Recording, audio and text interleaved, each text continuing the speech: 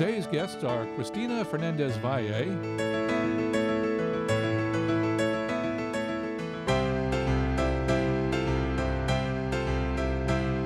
and Bob Hoekstra.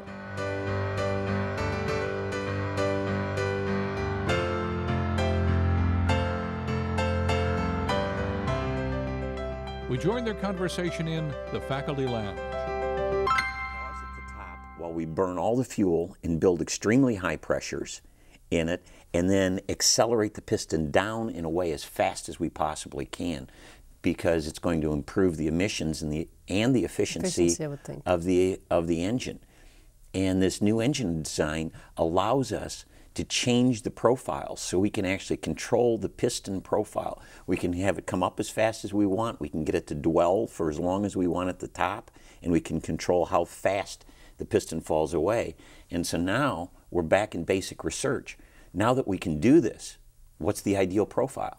We don't know, because we've never experimented with these kind of variabilities in the profile. So is the piston going to be totally different design? The piston isn't a different design, but the engine itself is, because we have the cylinders are aligned in a circle around the block, and then the whole thing rotates, kind of like a revolver. So the whole engine block is spinning. So you imagine a pistol revolver, and that's the new design? Yeah, in the revolver. You imagine that the revolver part of a pistol going around, and the bullets are like the pistons in there, and so the whole thing is rotating. And then that is anchored to the car frame? Through a central shaft. You have a central shaft that goes through that, and that gets anchored to the frame. And now, because the block is rotating, we can take the rotary motion off from the block through a gear train. And that's actually research that's going on in your lab right now? Research is going on in this right now. We're still we haven't built a prototype yet. Everything is being done in computer modeling right now. And there are lots and lots of problems to solve. And we can solve those in modeling before we invest in the hardware. To build one of these engines is going to cost about $10 million for the original prototype, for the first off prototype on this. So before we start throwing millions of dollars at building a prototype on this thing, we want to solve as many of the problems as we can with computer modeling. So we're doing the modeling right now, and we're hoping to start building the engine in about a year. Oh, that's pretty quick. Yeah, we've been at this now about 5 years now on this. So we've made some of the incremental steps now that we have to. And then even if you model it with computers, there's always reality, right? When you actually start to build it, you always run into more problems that even the computers hadn't predicted? There is no question that the first one we build is going to blow up. Okay. It won't work. Something's going to break, and we're going to scatter parts around the dyno room, and we're going to have to do it over again. So there's no question it's not going to work the first time. And this design was first invented or patented in 1901, and then it's been a revival or a renewed interest in it? 1901, and then there were several more that came out, and they actually built these engines and used them in some airplanes, and it didn't work out too good, because in the airplanes you had this rotating mass that wanted to flip the airplane upside down. So there were a lot of planes that crashed, and so they gave up on this design that they call a barrel engine. And nobody ever looked at it again. And the sculptor just thought it was a neat idea to use this thing that was rotating this way. And when it was initially proposed to me, I said, this is crazy. And then started looking at what the differences were. And when we finally understood that we could vary the way that the piston motion inside the cylinder using this kind of design, it really is just exciting research. And you think it's going to help the efficiency of our fuel consumption long term? Right now, in a gasoline engine, the standard efficiency is between 27 and 30%. Oh, that's terrible. It is and it isn't. I mean, on the one hand, it's absolutely terrible. On the other hand, the theoretical best that we could possibly ever get out of any engine, because of entropy and the heat that we cannot recover, there's no way that you can recover, is about 55%. Oh, so we're at about, on that basis, we're at about a 50% efficiency against the theoretical best that we can ever get to. We can never get to 100%. That's impossible. This engine is looking like it's going to be about 44% efficient. We're going to be 3/4 or better of your maximum to the very best that we can get with this engine design, and that's why it's so exciting. It has the idea of an entire engine block rotating inside your car is not a great idea, but we think we can manage it. Yeah, I think of the centrifuges I work with in the lab, and if you have the rotor placed and you have a test tube, we have barrels that hold test tubes. If any one of those aren't balanced and you get these, this high spinning centrifuge going, in the old days before they had emergency stops on them, the rotor would just fly right out of the centrifuge, and it was one of the most dangerous pieces of equipment, that and an autoclave that we ever worked with in a lab. Yeah, well, first of all, we're going to keep these at relatively low RPM. The design models we're working with have them at about 3,000 RPM, whereas many engines now are running in 6,000 to 7,000 RPM range on it. So it's going to be a lower RPM engine. The other thing is that it won't accelerate. This is going to be a constant speed engine because the engine block itself is a flywheel. And so initially getting this thing going, bringing that flywheel, that engine block up to speed is going to take a long time. So it's the vision for this is that it's the perfect engine for a hybrid vehicle. So you're going to have the electrical engine that takes over during the acceleration phase, and then you have the barrel engine, which takes over for long-term cruising, or? That's one model. One model is the one that you've exactly described. The other model is where the engine drives a generator and the car always runs on the electric motor. I see. And so the question is, do you ever take the power directly off from the engine itself, or do you share responsibilities? The hybrid vehicles that we have today, right now, all of them share responsibility. And that brings us to fuel, alternative fuels. That's the other area of research that you're involved in. Yes, and that's a very, very frustrating area to work in, because you finally, after you've studied it enough, you realize that there are no solutions. There's only pieces of solutions. There's no magic bullet. There's nothing that we're going to be able to do that's going to significantly change what we're doing. Well, so I've heard yesterday on the radio that some kids in Orange County go to school on school buses that are now have a combination fuel, where part of it is type of oil or biodiesel. Yeah, biodegradable. Yeah. Well, it's biodiesel. Corn oil or yeah. What about that? There are a lot of problems. One of the problems with the biodiesel, which will run in a diesel engine, is that it has no shelf life. Oh. Because it's organic, it degrades. And you get bacteria growing in it, right? All kinds of things. And so the shelf life of biodiesel is about 6 months, which means that we have just huge infrastructure problems.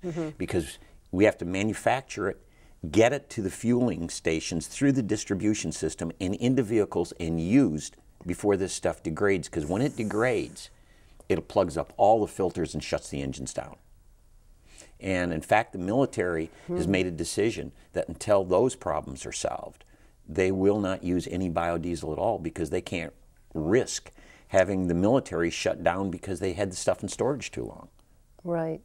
So with the counties using it for their school buses, where are they having direct shipment, or where do you? I don't know.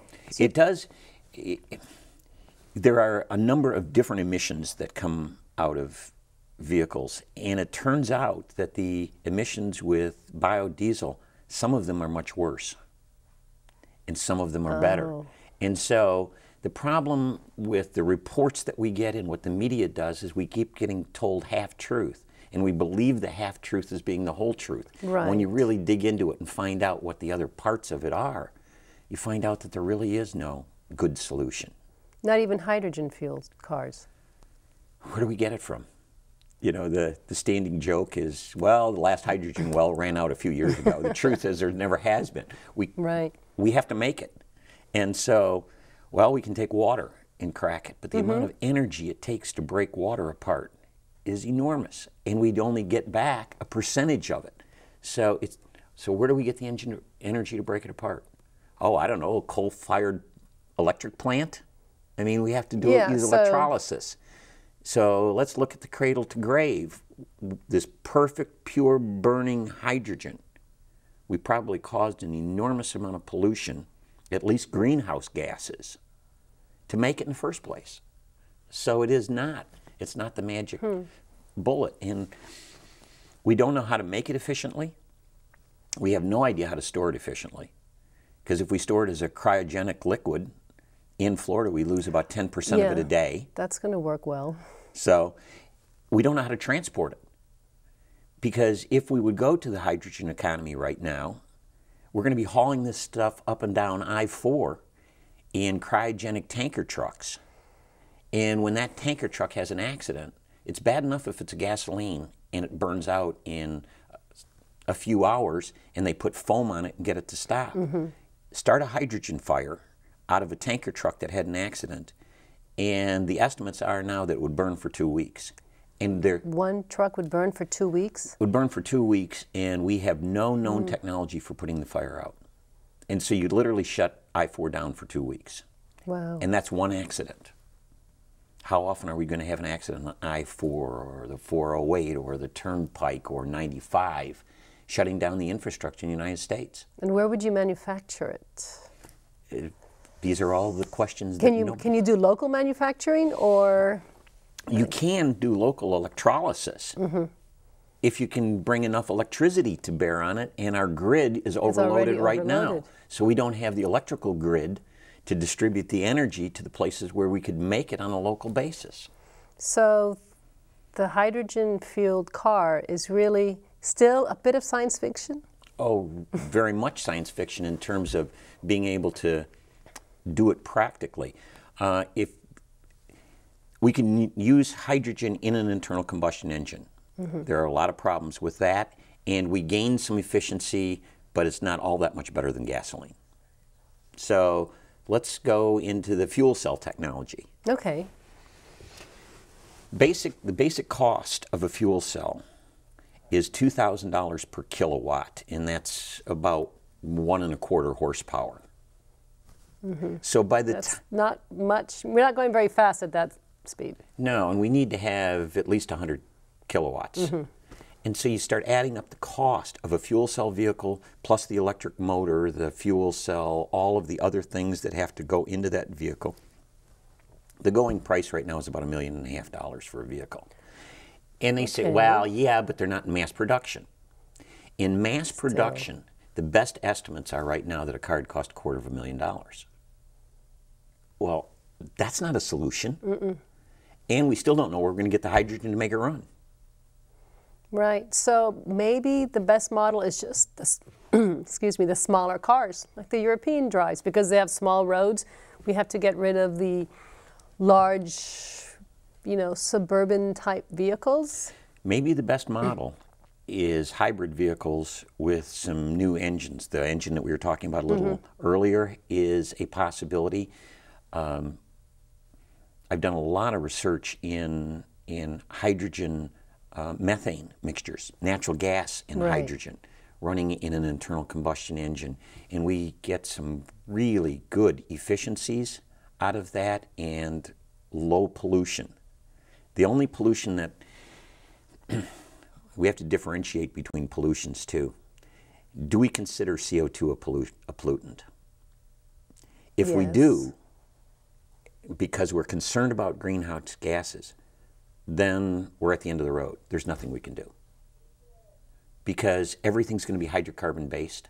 And where is the carbon going to go? Right. It's going to become CO2. And so the only thing we can do is try and use it as efficiently as we possibly can. But we're going to make literally tons of CO2 to transport us around. And that's true whether we're running hydrogen or not. The easiest place to get hydrogen is by cracking methane. So you get some hydrogen off, but you also get the CO2. Methane, CH2. No, CH4. CH4. Yeah. Yeah, For so my you get chemistry you get days. four atoms off, but you still have that carbon molecule, and that's the very best that we can do, because any of the other chains have more carbons in them, and we're actually losing ground. Right. So you're excited about your barrel engine, and you're excited about methane as a source. Because we can make it. So that's more realistic. It's a lot more realistic. It's just not in favor right now. It's a lot It has to come sexier around. to talk about pure hydrogen vehicles, and that's what I find so frustrating. I spoke at a conference not that long ago, and the title of my speech was The Great Hydrogen Lie, and in a half hour laid out each one of the lies, some of which we've been talking about. You know, it doesn't pollute. Well, yeah, but it does on a cradle-to-grave basis. Right. Let's be honest. The about it. consumer doesn't pollute, but the manufacturer polluted. They have to. They're going to be either through the use of the electricity. I mean, it's not going to come from solar cells. It takes way too much energy. We were doing work at the Florida Solar Energy Center. This was about 10 years ago with solar cells. And we had $1 million array, and we were able to make enough hydrogen to power a vehicle to go 50 miles a day. I think we need to restructure our communities, right? So that we work out of our homes, or our offices, or school, are all within the same large development, which has been a change. The new communities everything is within walking distance. You no longer have to commute, right? That sounds like the old communities, Right. because when you were riding horseback, you could go 5 miles a day and that's it. You know, so yeah, I mean, as long as we continue to do what we're doing, we're going to get the same results. And what is so frustrating is that the politicians don't want that said. Paint the rosy picture. It's going to be okay. Hydrogen's just around the corner, and everything will be fine. It's not. And when you really stop and talk to the experts and find out how far we have yet to come, and what are all the obstacles we have to, solve before we get there, you're not being a pessimist, you're being a realist. Well, and I believe that the problems are solvable. But you think... But no money's being invested in the research. You need the basic research. The basic research is not being done. Yeah. All the money is going into demonstration projects. And we're demonstrating what we know, and what we know won't work. Won't work. Well, it's kind of the same thing in my field. I was trained as a basic scientist. And my philosophy is, if I don't know how a cell works, how can I fix a sick cell? If you don't know how an engine works, how can you improve on the engine? So you spend some time studying the basics, and from the basic knowledge, you end up with new information. But right now, the goal of a lot of the research that's funded is to get what we call translational applications. Get a new drug, find a new target for a drug, find a new medicine that's going to help us. And what we find is the basic science isn't funded. It's difficult to get funding from the federal government. And a lot of the basic science, good basic science in my field, is being done in Europe, because they still value the basic science there. And we're still thinking, okay, let's take a product to market. And we all need to think that way, but we still can't forget the value of the basic science, the basic research, because that's where the new information is coming from. I suspect that if we talk to our colleagues just across fields, we're going to find out that that's exactly where we've ended up in the United States right now, all of the funding branches. Another colleague of mine was doing basic research in housing development to significantly change the way, lost his Department of Energy grant because they want demonstration projects. Right. They don't want basic research in new forms of housing. Yeah, we're all having to reinvent ourselves and say, okay, if I can't get the money doing the basic science, how do I get the money to keep the research going? And you change and you do a demonstration project. And we can do that, but that doesn't solve the problem. No, it doesn't solve the underlying problem. And I don't know what the solution is. I mean, But then that's why we do the research. Right. I mean, the fact that we can't write a proposal today and say, here's the solution to the energy problem in the United States shouldn't disallow the research. It should fund the research, the honesty that we don't know, and we're going to go looking at those hard questions. But no one wants to listen to that right now. Just give us the magic pill that will do something that really looks nice and publish the paper and move on. And that's where we are in this whole energy thing right now. There are little reports that come out on like the use of ethanol, and they do a cradle to grave calculation on the amount of energy it takes to make ethanol and what pollutants are created in the process of making that ethanol. We're way behind using gasoline. Oh. When you start surprising. looking at the amount of energy that the farmer uses in the process of growing it and harvesting it, and then the energy corn, that is right? on the corn Yeah. and go through the whole process, it's not very good.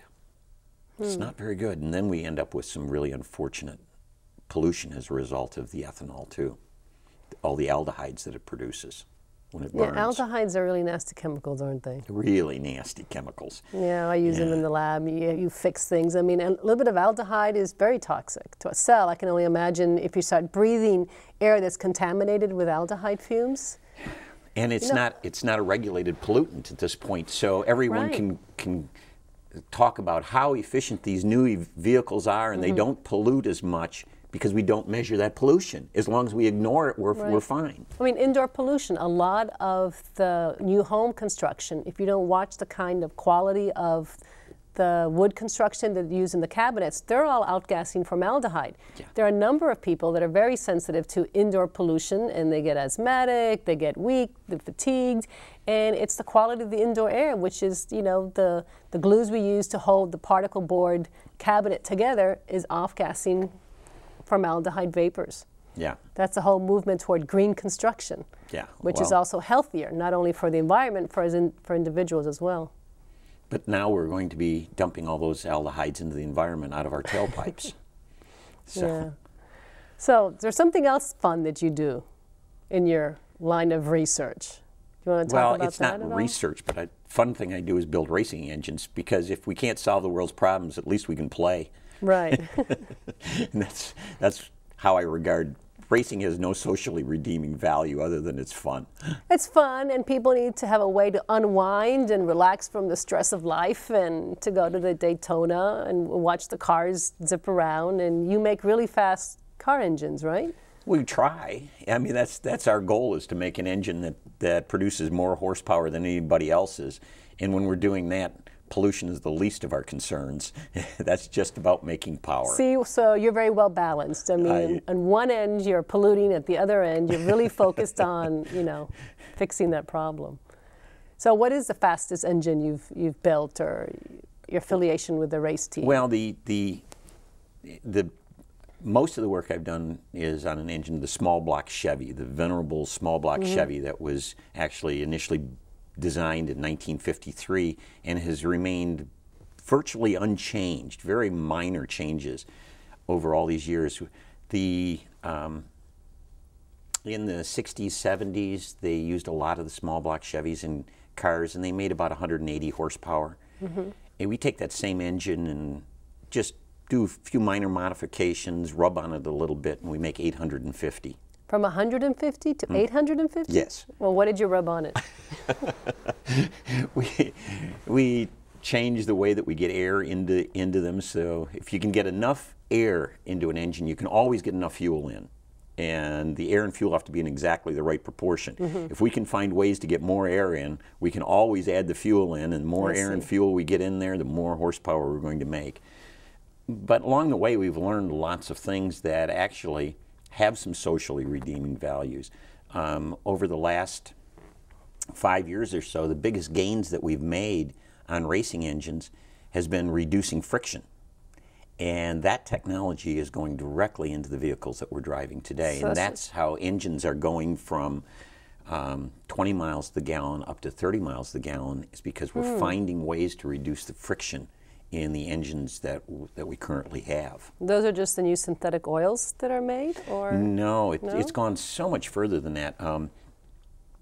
We've found the size of the piston rings. The biggest loss is the friction of the piston moving up and down in the cylinder. There's a lot of friction in there, and most of that comes from the piston rings that seal it up. You have to have those rings in there to keep those gases sealed at the top and actually drive that piston down. We're making those rings smaller and smaller and smaller, and because of better manufacturing techniques, they still seal just as well, but the friction has dropped tremendously. So they're small.